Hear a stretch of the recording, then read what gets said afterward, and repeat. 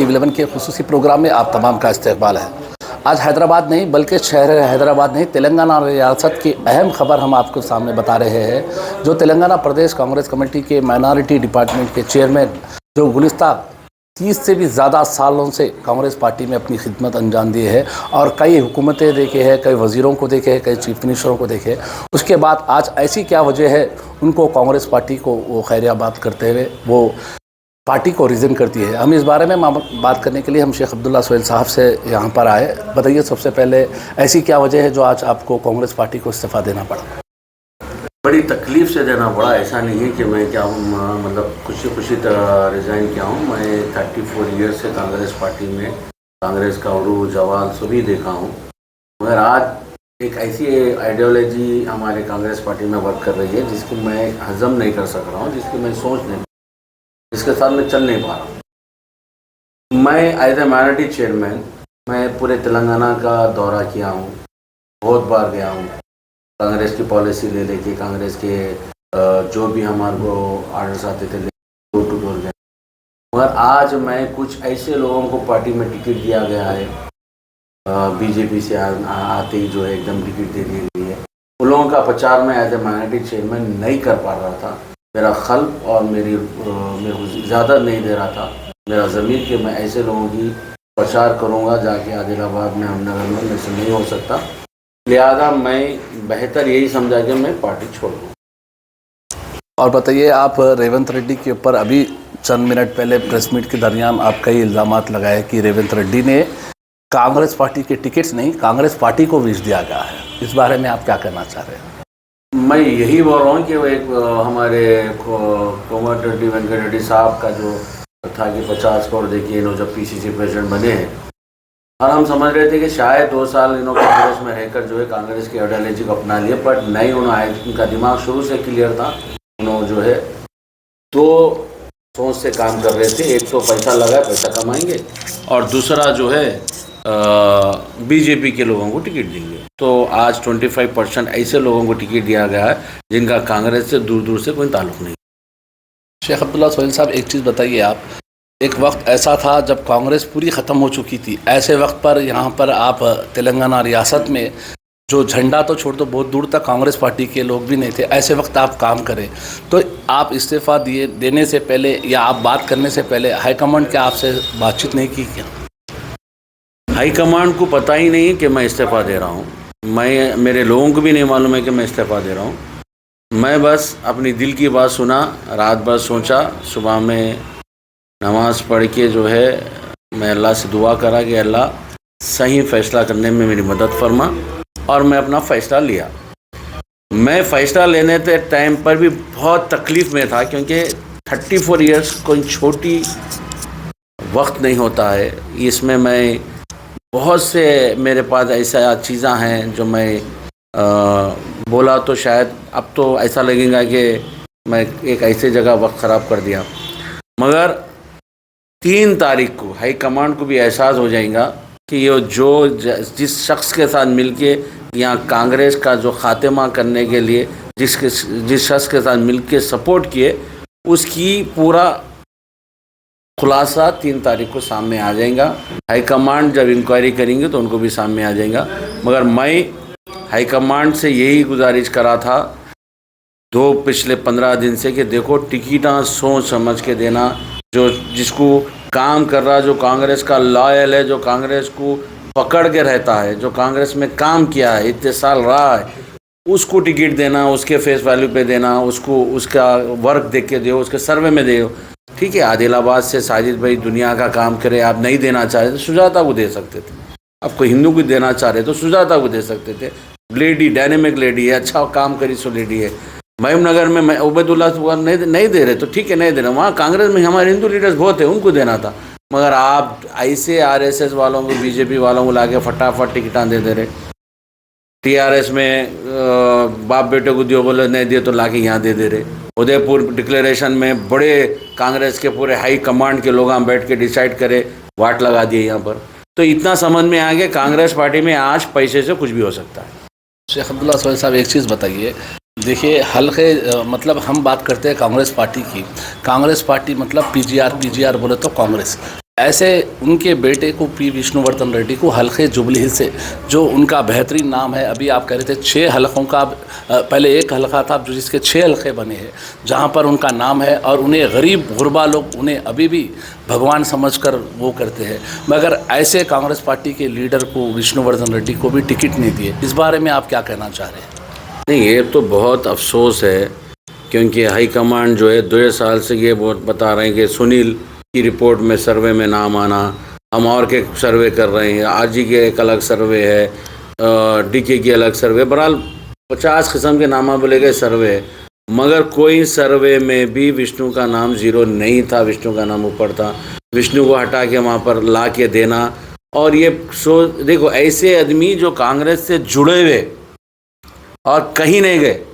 आप देखिए 10 साल इतना बुरा हालत थी कांग्रेस पार्टी की, कर्नाटका इलेक्शन नहीं होने से पहले यहाँ पर हेजिटेशन करने के वास्ते लोग नहीं मिल रहे थे। ऐसे टाइम पे लोग पार्टी में जुड़े रहे, पार्टी में रहे, और जिसको पीजीआर के नाम से लोग आज कई जगहों पे है जो जी रहे, मगर ऐसे आदमी के ख़ानदान के बच्चे को भी टिकट नहीं देना, तो ये कांग्रेस की सबसे बड़ी बदकिस्मती है, और इसका कांग्रेस को ज़बरदस्त रिटर्न मिलेगा 3 तारीख के दिन। कई सीनियर लीडर्स का कहना यह है कि तेलंगाना रियासत में कांग्रेस अपने पैरों पे कुल्हाड़ी मार ली, क्योंकि पीजीआर के फैमिली को नहीं दी, जिसकी वजह से तेलंगाना रियासत में बहुत बड़ा झटका लग सकता। और दूसरा, एक अचानक झटका आप दे दिए जो पार्टी को इस्तीफा देती है, क्योंकि कांग्रेस के पास कोई मुद्दा नहीं था बात करने के लिए। गारंटी कार्ड्स के अलावा वो छोड़ दे, सिर्फ मुसलमानों की हमदर्दी की बात कर रही थी। तो कांग्रेस पार्टी खुद मुसलमान लीडरों के साथ जो अपनी ज़िंदगी और अपनी प्रॉपर्टी, अपना वक्त, हर वो चीज़ लुटा दिए, उनके साथ नहीं इंसाफ करी, तो आम आवाम मुसलमानों के साथ क्या इंसाफ कर सकती? क्या कांग्रेस पार्टी को तेलंगाना में अब झटका लग सकता? नहीं बताइए। देखिए साहब, कांग्रेस पार्टी में जो इस वक्त सुप्रीमो है, वो कोई मुसलमान उसके बारे में मैं नहीं समझता कि उसके बारे में कोई सोचेगा, अच्छी राय रखेगा, क्योंकि उन्हें जाहिर हो गया कि मैं, अगर से बोला गया कि भाई आरएसएस से है, आरएसएस से है, बट वो टिकटा देने में साबित कर दिया कि मैं आरएसएस का ही छूँ। अब आपके ज़रिए मैं मुसलमानों से गुजारिश कर रहा हूँ कि ये आदमी को 2 साल मैं पार्टी में मैं खांधे से खांधा रख के साथ चलने के बाद मेरे को ये भनक नहीं लगने दिए कि भाई मैं ये काम करने वाला हूँ, तो सोचिए मुसलमानों का क्या होगा। मुसलमान ये एक बार सोच के अपना वोट इस्तेमाल करें। हल्के जुबलीस में मोहम्मद अजरुद्दीन क्या वहाँ के मुसलमानों को मतलब उनसे वोट लेने में कामयाब होंगे, या अजरुद्दीन को जीतेंगे यहाँ पे, या फिर क्या हाल होगा उनका? साहब, मेरे को बड़ी वो होगा कि अगर तो वो जीत जाएंगे तो मतलब खुशी होंगी, मगर आपको मैं ये भी बता दूंगा कि जिस मकसद से उन्होंने जुबली हिल्स आए हैं, मकसद बता रहा हूँ मैं आपको, पार्टी की काम करूँगा, पार्टी की प्रचार करूँगा, वो नहीं, जिस मकसद से वो आए, वो मकसद से उन्हें कामयाब नहीं होंगे। और मैं आपको बोल रहा हूँ कि 1 लाख वोट है जुबली हिल्स में, उसमें से 45% या 50% भी पोलिंग होती है। उमूमन जुबली हिल्स कॉन्स्टिट्यूंसी में आप देखिए ट्रैक रिकॉर्ड 40 to 45% के अंदर ही पोलिंग होती है। अगर से 40-50 हज़ार के आसपास मुस्लिम वोट हो रहे हैं, तो अगर से इन्हों जो कार्ड खेल के यहाँ पर आए हैं, मैं बता रहा हूँ, अगर से उन्होंने मुसलमानों की ज़्यादा वोट ले लिया तो मैं सियासत छोड़ देता हूँ सब। और एक चीज़, हल्के जुबली हिल्स में एमआईएम पार्टी के उम्मीदवार इंतखाबात लड़ रहे हैं, क्योंकि वो हाल ही में भी लड़े हैं। पहली बार वो 2nd प्लेस पे आए थे, और इंडिपेंडेंट भी बेहतरीन अच्छे वोट्स आए थे, नवीन यादव, जिसे अनऑफिशियल अभी अनाउंस कर दिए एमआईएम पार्टी वहाँ से इस बार हल्के जुबली से मुकाबला कर रही है, और नवीन यादव है। ऑफिशियली कल तक इसका ऐलान भी हो जाएगा। तो वहाँ पर एक तरफ चेहरा ये है एमआईएम पार्टी से नवीन यादव, कांग्रेस पार्टी से अजरुद्दीन जो एक सोशल मीडिया के ज़रिए एक वीडियो भेजे कि वो मेरा ही सवाल था कि आप बहुत अच्छी फील्डिंग करते, मैं पूछा था उनको, तो वो इस जवाब देते हुए बता रहे थे कि मैं बहुत अच्छी फील्डिंग करता हूँ, यहाँ के आवाम को मैं संभाल लेता हूँ। यहाँ की आवाम को संभालने में वो कामयाब होते या नाकामयाब होते। और उनका कहना ये है, वो एक सेलिब्रिटी है, क्रिकेटर है, मुस्लिम वोट के साथ साथ हिंदू वोट्स भी उनको, नॉन मुस्लिम वोट भी आते बोल रहे हैं, उसमें वो सक्सेस होंगे या फेल हो जाएंगे? एक FIR हुआ उनके ऊपर हाल ही में, 3 दिन हुआ, पहले उसकी बेल तो ले लो बोलो। तो ऐसा ना हो कि हरमन सिंह के बीच में उठा के ले चले। वहाँ वो फील्डिंग भी होने वाली है, वो लोग भी तैयार है फील्डिंग के लिए। बोले वो फील्डिंग तो देख लो बोलो। अब रहा सवाल जहाँ तक उन्होंने जो बता रहे हैं कि मैं यहाँ के ये भी वोट लेता हूँ, बहुत अच्छी बात है, सोचने में कोई पाबंदी नहीं है। मगर जब मैदान में आएंगे, मैदान जब देखेंगे तब समझ में आ जाएगा कि ऑस्ट्रेलिया की पिच पे मैं जाके जो है स्पिन डालूंगा बोले तो क्या हाल होने का, वो हाल इनका होगा। और एक चीज़ मैं आपसे सवाल पूछ रहा हूँ, हल्के जुबली हिल्स का अहम, क्योंकि आप भी वहीं से रहते हैं और हमारा चैनल भी हल्के जुबली हिल्स में ज़्यादा मायने देता है। वहाँ पर जितने लोग विष्णुवर्धन रेड्डी के चाहने वाले थे और कांग्रेस पार्टी के जो खदीम लोग थे, अब वो खामोश हो गए हैं। तो ऐसा लग रहा है कि एमआईएम पार्टी के कैंडिडेट नवीन यादव और मजबूत हो गए, उनकी बुलंदी मजबूत हो गए, क्योंकि विष्णुवर्धन रेड्डी से टक्कर लेना मुश्किल था। अजहरुद्दीन को तो आसानी से मार देते, क्योंकि अजहरुद्दीन फील्डर है। तो आप क्या कहना चाह रहे हैं, क्या एमआईएम को इसका पूरा फ़ायदा होगा हल्के जुबली हिल्स में? मैं सिर्फ इतना बताऊँगा कि वो क्रिकेटर है, उनकी लैंग्वेज बोल देता हूँ कि इस वक्त दोनों बांग्लादेश और नहीं यूएई की जो टीम आई हुई है ना, वो हालत में जिम्बाब्वे भी मार देता हूँ, सही बोलता हूँ। और आज तो बहुत दूर की बात है, जिम्बाब्वे भी मार देता, वो हालत है उनकी इस वक्त। जी, ऐसी हालत बन गई। मेरा और एक सवाल है, आप बताइए, आप कई सालों से, आप 34 साल से पार्टी में थे और कई सोशल एक्टिविटीज़ वर्क भी किए हैं, कोविड के दरमियान भी आप करे हैं, तो आपके कई चाहने वाले भी हैं। और आप चंद देर पहले बोले कि मैं सियासत नहीं छोड़ूंगा, पार्टी छोड़ दिया मगर सियासत नहीं छोड़ूंगा। तो आप कोई ना कोई अल्टरनेट पार्टी, तो आप कौन सी पार्टी पे, मतलब एमआईएम, अभी आप देखिए ट्वीट करे असदुद्दीन ओवैसी साहब भी, और दूसरी चीज़ टीआरएस एक है। तो आप एक चीज़ बताइए, क्या आप टीआरएस में ज्वाइन होंगे फिर या एमआईएम में? नहीं साहब, मैं कोई डिसाइड नहीं करा अभी। मैं सिर्फ अपना रिजिग्नेशन देते वक्त सिर्फ यही सोचा था कि मेरे को तकलीफ़ हो रही थी, मेरे लोगों, मतलब मैं बीजेपी वालों से आईएस वालों का प्रचार किस तरह से करूँगा। मैं पूरा प्रचार करा, कांग्रेस की आइडियोलॉजी, कांग्रेस ऐसी है, कांग्रेस वैसी है। अब बीजेपी वाला आके ठहरेगा पार्टी टिकट ले लेगा, तो मैं उसके बारे में क्या बोलूँगा। मेरे को ये बड़ी तकलीफ़ थी अंदर से, और मैं वो तकलीफ़ के तहत अपनी पार्टी को छोड़ा। मैं किसी भी मेरे अपने करीबी दोस्तों में, मेरे करीबी जो लोग हैं, मेरे को चाहने वाले हैं, मैं किसी से मशवरा नहीं करा कि मैं आज रिजिग्नेशन दे रहा हूँ। मिसाल के तौर पर हमारे भाइयाँ एक बैठे हुए, उनको भी नहीं मालूम मैं रिज़ाइन कर रहा हूँ, सो किसी को नहीं मालूम। मैं अब पूछूंगा सबसे, अब पूछूंगा मैं कि भाई क्या करना, आगे कैसा करेंगे पॉलिटिक्स, क्योंकि इलेक्शन बिल्कुल 1 महीने का है, तो ये 1 महीने तो मैं घर में तो बैठ नहीं सकता, तो काम तो करना पड़ेगा मेरे को।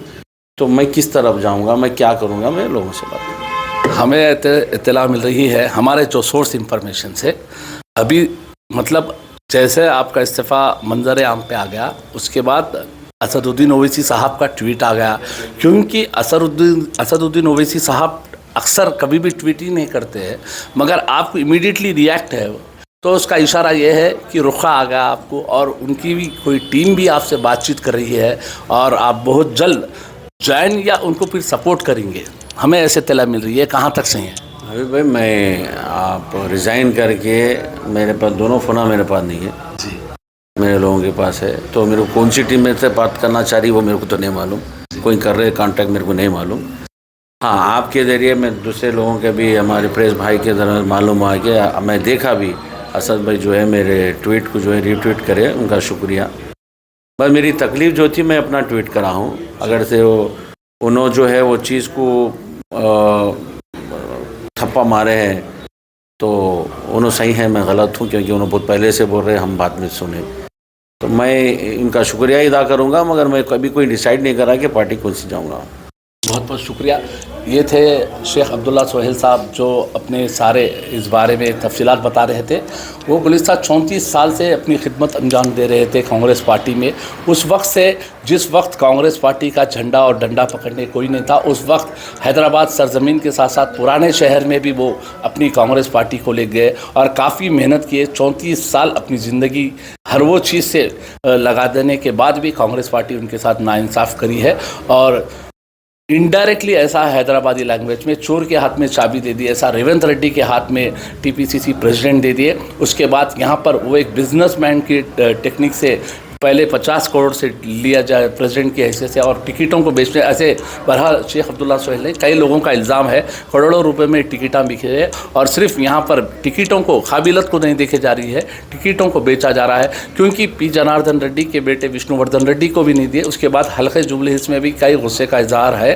बहरहाल जो कुछ भी हो, हमने काफ़ी देर तक गुफ्तगू की और बातचीत की है। तो शेख अब्दुल्ला सोहेल का कहना यह है कि वो अभी तक डिसीजन नहीं लिए, उनके कई लोग हैं, बल्कि शहर हैदराबाद नहीं, वो तेलंगाना स्टेट के थे, तो दीगर स्टेट वाले भी इनसे कांटेक्ट में है। पहले इनके जो भी चाहने वाले हैं, इनके जो पार्टी वर्कर्स हैं, उनसे बातचीत करेंगे, मशवरा करेंगे, उसके बाद फैसला लेंगे। और उनका कहना यह है। बहरहाल जो कुछ भी हो, कल परसों तक जो कांग्रेस पार्टी आसमान को ची रही थी है और अभी ज़मीन पर गिर चुकी है कह सकते हैं, क्योंकि कई बार झटका लग रहा है।